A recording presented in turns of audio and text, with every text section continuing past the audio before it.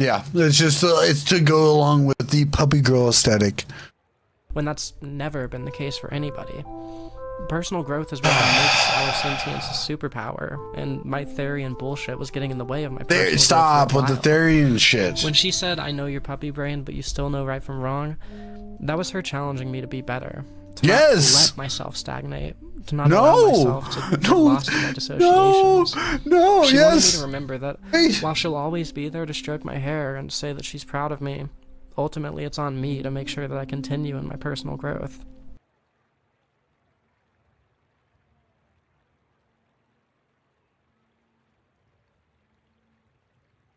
Why? How is this person so aware, but also like not like homegirl, just put fries in the bag, please. We just want to eat. We have dinner. I have children in the bag. Please, just I need to feed them. Put the fries in the bag. You know what is wrong with you, and you admit, acknowledge it, and you choose not to. Thank you. Yes, and you have failed. Motherfucker, we're gonna starve. We're so hungry. Like please. Almost completely rid myself of all of that hesitance in personal growth. I feel like for all my flaws and all the things that I need to work on, I've gotten to the point where I'm able to be a responsible, penitent human when I need to be, and a carefree puppy when I'm able to. I'll never be able to say I'm done growing as a person, but now I'm at least able to progress again. That's what breaks my brain, Bean. No, I have children in the back. God. I got puppy chat. I got puppy chat. Hold on, I need some. Need something flavored to drink. I'm gonna see if they have ice cubes up top. You know what? I'm just gonna keep playing it. My development is resumed. It's something that takes constant effort because the mental doghouse is an extremely comfortable place. But so long as I can maintain that effort and keep myself in check, I'll only ever be in that mental doghouse when I don't have anywhere else that I need to be. So, to my girlfriend, and to anyone else who might be watching this, I'd just like to say two things. Firstly, and secondly, and more importantly, thank you for giving me the opportunity to grow and to be a better person. I promise that I won't waste it. I'm gonna make you all proud. Can't f***ing believe I just made that video. Oh, Jesus. Okay, guys. Here's what's gonna happen. I'm gonna put the treat. The treat's going inside of the harness. Right here, Cash. Right here. There you go, boy. Okay? Good boy. No, baby.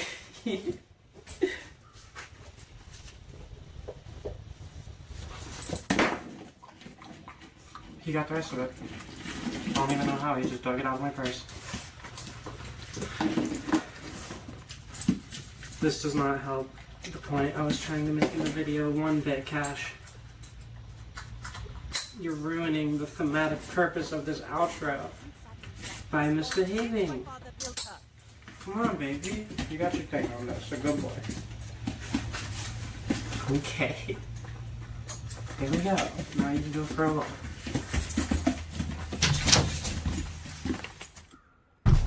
So I wasn't joking at all about ending this video with a bark. We're not watching the bar. I can't.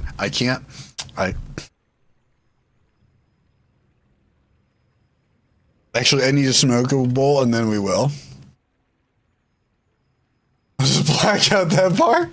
I mean, I can mute this. I just make it so I can only hear it. Yes, of course.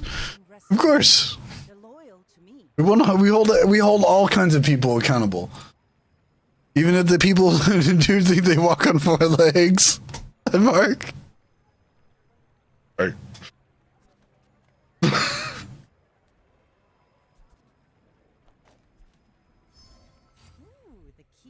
Yeah, there's a broad steer. Okay. Okay, yes, I'm smoking. Cheers.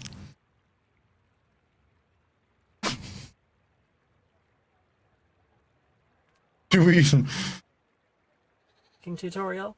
While I understand that this video is more of a cautionary tale about my puppy girl experience, I feel like the only thing in the video that really needs any further elaboration is how the hell I bark like that, because that's just such a showstopper every time I bring it out. For proof that it's not dubbed, let me just...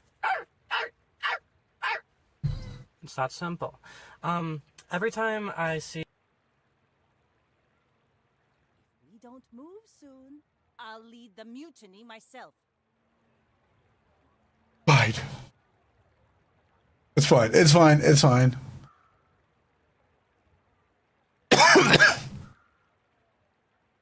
It's that simple.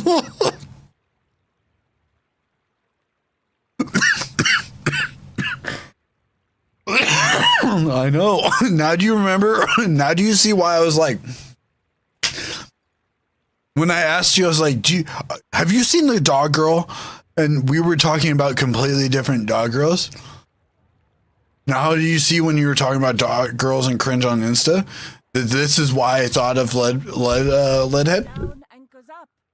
Just waiting for your command.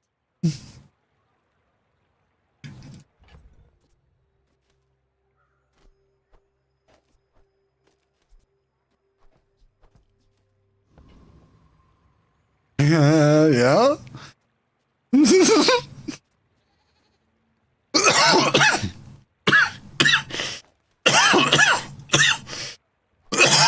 I'm sorry, give me 1 second here.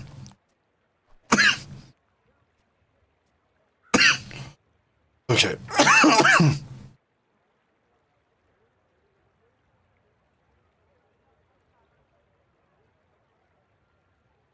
Yeah. Oh, just it does not. I promise you guys, it really doesn't get any better. This is why I said, like, we get our bowls ready, we get our snackies ready and everything, because we're locking in. It's not gonna. It's. I saved a lot of this half. This is why I didn't stay up and do a late stream. We are literally. I wanted to save the best shit for a whole ass deep dive today. All right. We're gonna speed up some of these videos. Gear Solid is an incredibly important series to me. Can we get moving? Also, I don't know if this is just me, my other trans girlies and boys in chat. Anybody else really love Metal Gear Solid as a series for some reason? I don't know why. It just really resonated with me. I'm committed. I don't want to be. This is what happens. Can't really. Okay. Metal Gear Solid is so good though. Maybe it's just the queer community in general. Metal Gear Solid is an incredibly important series to me. They started out as these fun games with interesting writing, incredible levels of polish, super unique gameplay, and lots of fun fourth wall breaks, but they've become so much more for me. As I dug deeper into the series, I actually managed to find something like an identity for myself in these games. From the moment I started this channel, over 4 years ago, I knew that someday I would do a video on Metal Gear Solid 2.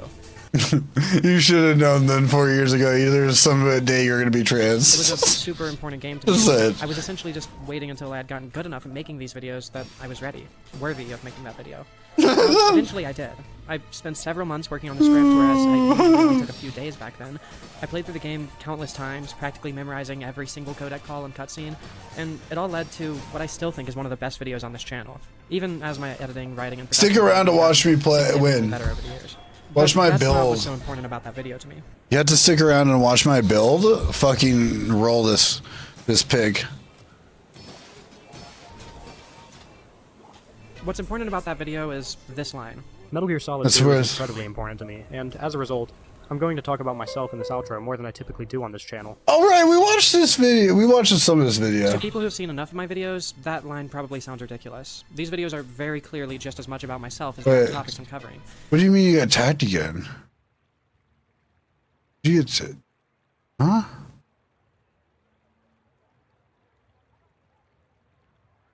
When I was born, I knew I was made for this one day. I'd be laying in bed high as fuck questioning the sanity of people.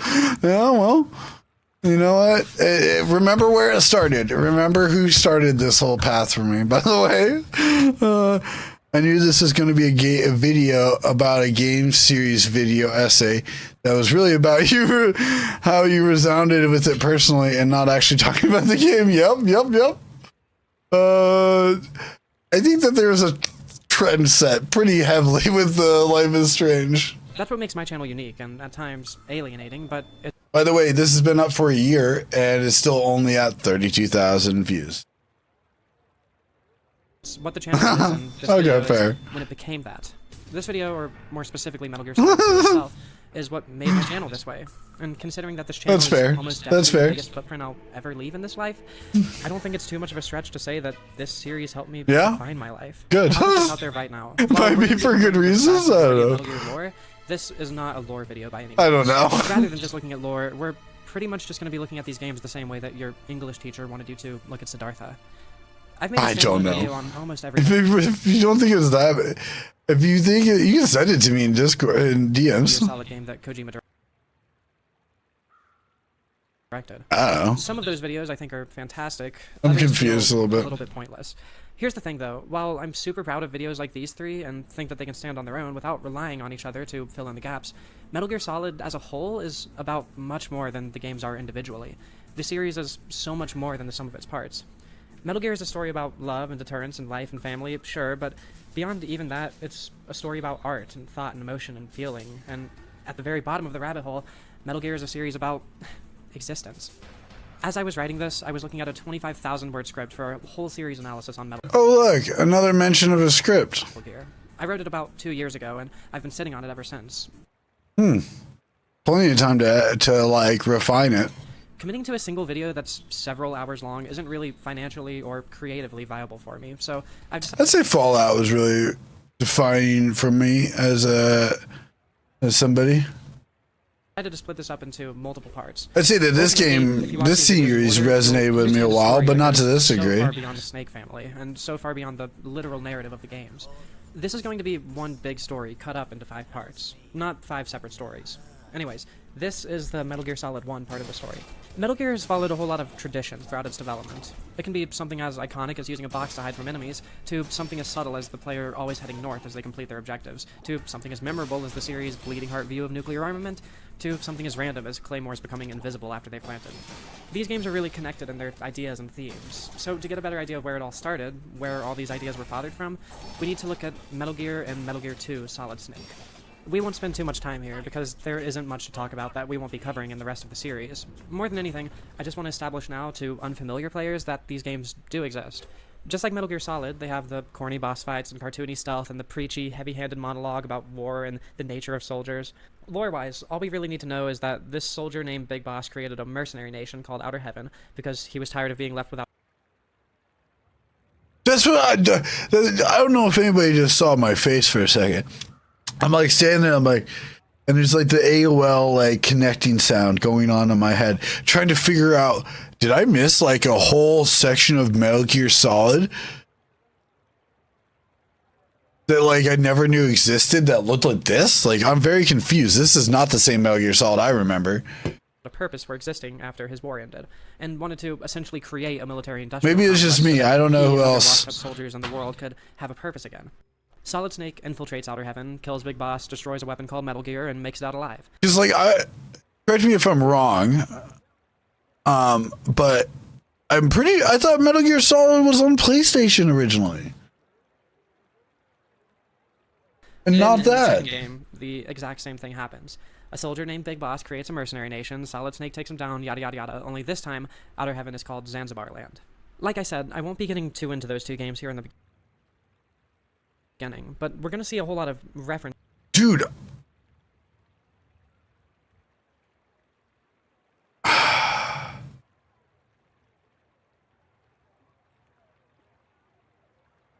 I'm thinking the same thing right here, right now. Metal Gear. Is there a difference between Metal Gear and Metal Gear Solid? You remind me of my first voyage around the globe. Unbearably It might have been Snake Eater or like 3 maybe. There was some of them that were on like multitude of platforms.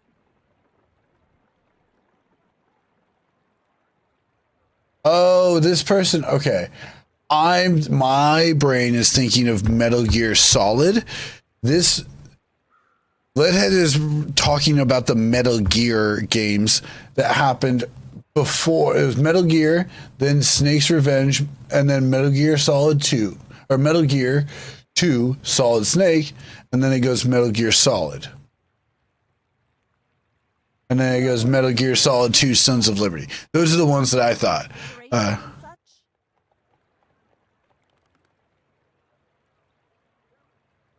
To these games over the course of the series, both blatant and extremely subtle. So again, just know that they exist. Now, Metal Gear Solid 1. Much like Metal Gear 2 was basically a reimagining of Metal Gear 1. Okay, so now these are the games that I was thinking of. Metal Gear Solid 1 is a reimagining of Metal Gear 2, only this time with advanced 3D graphics, high-quality voice acting, and state-of-the-art cutscenes. We've got the inexplicably invisible claymores, we've got bombs planted in our inventory, we've got fistfights with Frank Yeager, aka Gray Fox, aka Cyborg Ninja, we've got betrayals and weapons R&D scientists teaching us about robots, we've got Snake getting more powerful with each boss he kills, fights against tanks and Hind Ds, we've got the same pistol, SMG, grenade, stinger, RC missile, landmine, weapon set. It even gets as specific as having 2 towers towards the northern end of the facility, with a scene where guards chase us up seemingly endless stairs, and another where your female companion is taken down when you attempt to cross a long linear path in a way that blocks you from progressing, forcing you to backtrack for an item so that you can get past the new obstacle. I could go on, but you get the point. The similarities between these games are uncanny and very deliberate. So why? Why use all of this exciting new technology to essentially just tell the same type of story you already told twice by this point? Well, in reality, it's probably just that Kojima liked the concept and wanted to do as much with it as possible, but it goes a little bit deeper than that. At least, I feel like it does. To start off, let's talk about what Metal Gear Solid 1 is really all about. It's a lot easier to pin down than the other games in the series. Basically, it's about genes, and what they mean to creatures as complicated as humans. From the very beginning, we have Kazuhiro Miller telling us about how Alaskan field mice eat the offspring of other Alaskan field mice in order to ensure that their own genes live on. We have Dr. Naomi Hunter constantly talking about the Human Genome Project and her motivations in becoming a geneticist, and how she feels that she can determine who she is and what she should be doing with her life if only she could crack her own genetic code. Then we've got the late-game reveal that Solid Snake, Liquid Snake, and every single one of these genome soldiers was essentially made with Big Boss's DNA. Solid and Liquid are pretty much clones of Big Boss, and the genome soldiers have had Gears of War. I love you. I love you, Bean. So they are projecting their own personal life on the creation of video games. Yes, you are picking up very quickly, Deadly. This is why I love you. You're so smart. Ah, that's fantastic. Yeah, you're picking up very quickly on like, yes, this is what this person's doing now, while also complaining about not having viewership.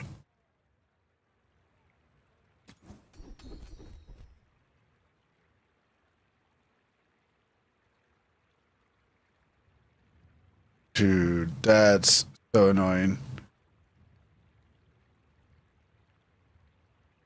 To burn. Extensive gene therapy, exposing them to over 40 soldier genes that Big Boss carried. You've got Psycho Mantis talking about his rocky relationship with his father being the reason for his hatred of humanity, the Fox Die virus specifically becoming lethal in people who have the genetic patterns it was programmed to attack, and tons more. Hell, the last thing we see before Snake rides off into the sunset is a caribou with its child. Genes are absolutely everywhere in this game. So, okay, these are all things that are relevant to the gene discussion, but what does the game actually have to say about any of this stuff? Well, basically, the game is about learning not to obsess over your genes. I mean, think about it. The antagonist of the game, Liquid Snake, is doing everything he can to surpass his father out of hatred for both his supposedly cursed genes and the world that his father's generation left behind. Solid Snake, on the other hand, doesn't even know for sure that Big Boss was his father until the end of the game. I don't have any family. No. Wait. There was a man who said he was my father. He doesn't obsess over his genes like Liquid does, and so he doesn't feel as if he's been cursed since birth. Liquid keeps saying that he only... Yeah, I think that there is... I think that... So, the reason I think that it feels like a more of a video essay than the Life is Strange video is because there is a lot within Metal Gear Solid series, the Metal Gear series as a whole, that you can talk about. That you kind of have to explain some of this stuff for people to understand why the fuck you're talking about this game. Because it's one of those games that is really good, but like people kind of obsess over this game. Like it's not uncommon to see any fucking Metal Gear video essay be like fucking like autistically about the different like intertwined things. And it's just necessary to adopt all of the recessive genes so that Solid Snake could get all of the dominant genes and be the superior clone. But as Ocelot reveals in the post-credit scene, Liquid was in fact the like and to be fair, this is part 1 of a 5-part series. So clone, but Solid Snake beat him in the end anyways. Turns out your genes don't determine your fate. This is a concept that carries over to almost every character in the game. Otacon's greatest mistake. damn, I see. Yet again, this is why I love you. You're getting it, Deadly.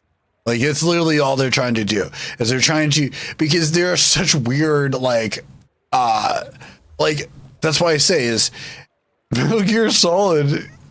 Some of the things that I brought up, like when you're talking about genes, like why the fuck are you why the fuck would someone be obsessed about a game about genes to this degree? Literally talking about my whole life led up to making videos like this about this game series. This game series is so important in my life. No, it's like it was impactful to me. It's just why are you talking about genes? That's like a topic that just most people don't just sit around and talk about. It's a weird thing, and so if you can normalize something like the conversation of genes, you can humanize, and you can humanize some of the stuff that happens in this game. You can humanize a lot of fucking weird things. A lot of very dangerous things, in my opinion. Following his father and his grandfather's legacy of creating weapons, Meryl tries to become a soldier so that she can understand her father better, ultimately realizing that she isn't cut out for this stuff. We'll get back to that when we talk about MGS4. All of Psycho Mantis' trauma stems from his childhood fear of his abusive father, but in his final moments he learns that he shouldn't have allowed his father's cruelty to warp his perception of humanity. Sniper Wolf obsesses over her past, seeking revenge on the world after the death of her father figure, Big Boss. Naomi becomes a biologist specifically so that she could understand herself by learning of her family history, only to learn that her non-biological relationship with Grey Fox was more important in the end. Vulcan Raven spends all of his screen time talking about the culture and history of his people, ultimately to fall, just as Liquid did. Yep. Yeah, because then they can turn around and be like, well, you guys enjoyed a whole video about genetics and things, so why is it weird that I'm talking about like something that's like kind of, still also ethically wrong? Yep. Only kind of a character in this game, but even she Yep, you get it, Deadly, you get it. Chinese heritage and how she's reconciled it by reading plenty of literature from both America and You get it. Above all else, though, every single one of the soldiers we see in this game was injected with Big Boss's DNA, and so because they were essentially created out of an obsession over genes, they're all bound to succumb to Foxdie. So what exactly is Foxdie? Well, it turns out that Snake was infected by Naomi with a virus called Foxdie, which was made specifically to target the genetic code of the terrorists and a couple of other key players, and cause their hearts to fail. This was done so that Metal Gear could be retrieved safely without having to nuke Shadow Moses. But think about that again. It's a disease that specifically knows who to kill by seeking their genetic code, their genes, doomed to die because of what they were born as. In the first truly abstract moment in the Metal Gear series, Snake isn't killed by Foxdie. We're told that he has the exact same genetic code as Liquid Snake, and he was exposed to Foxdie hours before Liquid was, but Foxdie kills Liquid and seemingly doesn't have any effect on Snake. Naomi, by this point in the game, realizes that her genes don't determine who she is. She was, in her own words, looking for a reason to live through her genes, rather than just living, and that's the advice she gives to Snake. Snake asks her how long it's going to take for him to be killed by Foxdie, and rather than giving him a straight answer, she tells him to just live. Snake doesn't need to worry about Foxdie, about his genes. He needs to just be. He needs to live in the moment instead of focusing on his past and his inception. He needs to move past his own generational trauma, lest he succumb to the same fate that every other character obsessed with their heritage was doomed to. The lesson of Metal Gear Solid 1 is to not let your... I think this is also kind of hinting at normalizing an obsession over generational trauma. I think that this person at this current point is going through a consideration of like potential generational trauma that led them to being trans and some of their like hardships. past define you. You need to live in the Trying some justification outside of themselves, not validation. That obsession with the past leads to you getting nowhere in life. Ding ding ding. Deadly nailed my theory right on the fucking head. That's what I do think, and that's what it seems to be like, kind of feeling like. It leads to you being defeated by your recessive twin and killed by your own genes. Not yet, Snake. It's not over yet. This is Metal Gear, however, and you can't spell Metal Gear without meta. This is not where I move on to MGS2 just yet. A lot of people don't like Kojima's self-destructive motifs. Plenty of lifetime Metal Gear fans hate on MGS4 and V for coming across as so cynical towards the series, while others say that that's the whole point of those games. I say something a little bit different, but we'll save that for later. People say that that angle is just an excuse that Kojima superfans make up to excuse him losing passion for the series. I'll be real, the final years of the Metal Gear series do tend to leave a bad taste in my mouth too, but Kojima's examination of the fact that the series was getting, well, repetitive has been around for as long as Metal Gear Solid has, and it didn't always take such a self-destructive form. That critical examination of the Metal Gear formula has always been there, but back then it was done through a much more hopeful lens. I introduced Metal Gear Solid 1 by saying that it felt like it was more of a reimagining of Metal Gear 2 than a wholly original game.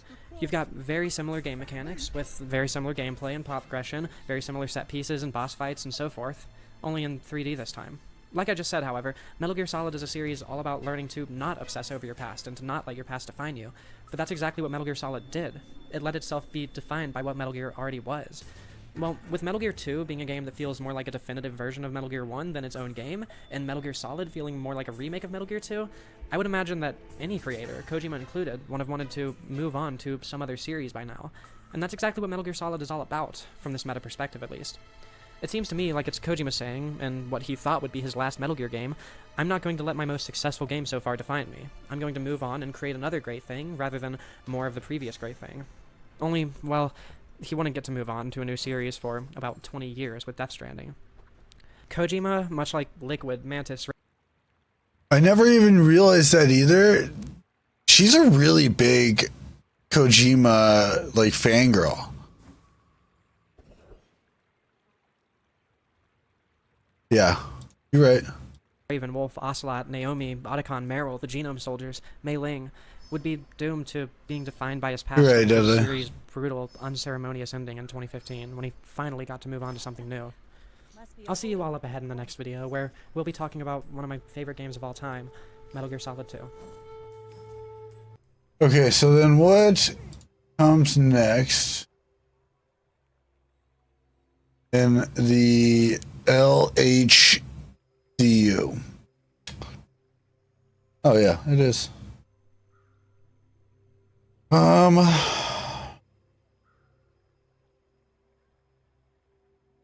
The thing is, okay, we'll do one more game video that is not long after. This is in August 2nd.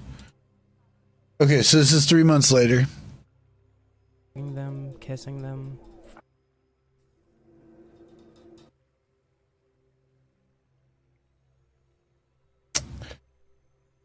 That's the Kojima Metal Gear kind of fangirl archetype, is like there's all these like hidden intended things, and it's,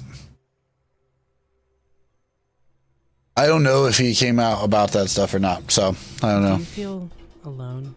I never got that deep into it. Whether you're talking with somebody, hugging them, kissing them, fucking them, or even looking directly into their eyes, feel like you're still alone? Have you spent your life trying to push the limits of how close you can bring another person to you, only to find that no